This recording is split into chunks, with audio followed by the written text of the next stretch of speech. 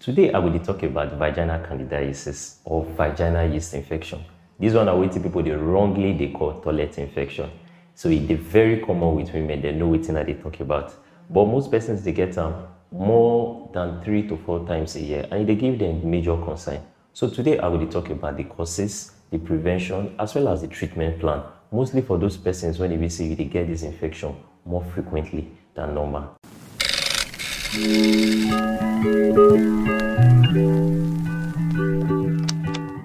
My name is Pharmacist Yule. So for normal person, the vagina get different fungi and bacteria when they harbor. These bacteria and these fungi they help keep the vagina healthy. But they get this specific bacteria when they call lactobacillus. These bacteria they help balance the fungi and the bacteria, make them not go overgrow. And then when you kill this lactobacillus, you will find out say these bacteria go overgrow, and then candida infection will come show up. They get different causes for this yeast infection. I will mention some. For some persons, when they say that they misuse antibiotics anyhow, that they get down with this infection.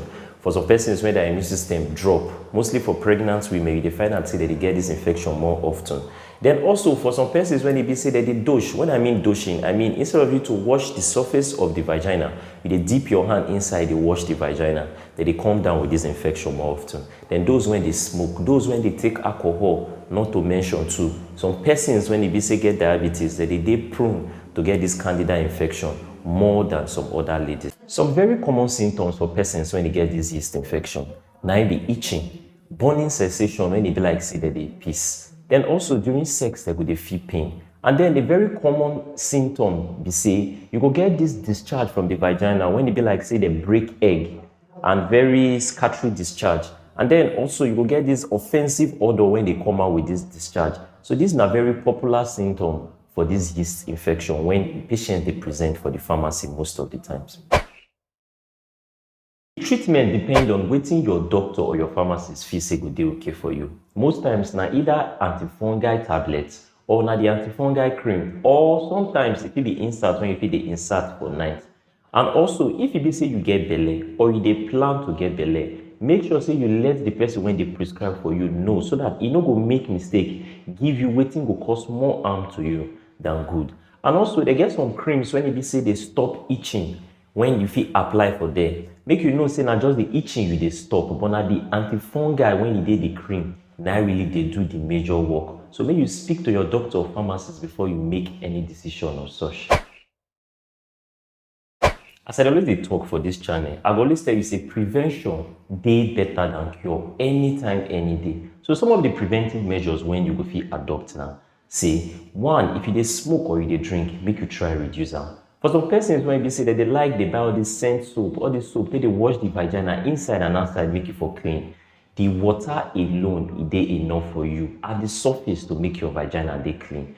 Then thirdly, for persons when they say they use all these nylon panties and undies, if you know what they good for you, change them to cotton.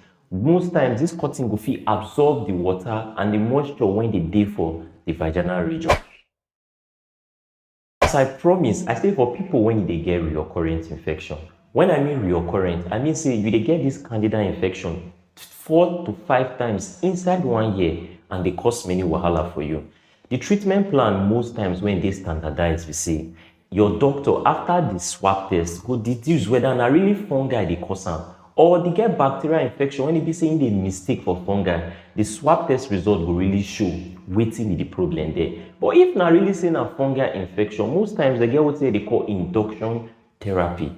This is a situation whereby it will give you oral antifungal tablets, most times once a day for 7 days. After these 7 days, if you decide to place you for as long as 6 months every week for this drug, and I hope say this one will really help you. But in all cases, make sure that you seek better advice from your doctor or your pharmacist before you commence on any kind of treatment. Now, they get so many things when people they talk about for yeast infection when not be true. Number one, be say yeast infection not be STD. When I mean not be STD, I mean say not be sexually transmitted infection. But this one not mean say men not they get this candida infection. For men, most times, not just the surface of the day. So when they apply cream, before you know, all the itching and discomfort, it don't go. Then also, some persons feel say now only toilet now they fit to get this infection if they use public toilet. But this now also another big lie. As I haven't mentioned, even stress when you drop your immune system, it make you they get this infection. And as I will always talk towards the ending, everything when I talk, no me say na be the standard. Make you speak to your doctor or your pharmacist or any health professional when they sure say go fit give you better advice for this. And if you get any other thing to talk about for this matter, or you get question, I beg me you put them for the comment section, or you feel like they get any topic when you want me to educate you about, put them for the comment section. And also remember to like, comment, as well as share this video to your friends so that they will be educated about all these health issues, and when they get these symptoms, they will know what to do at any particular time. Thank you for staying to the end.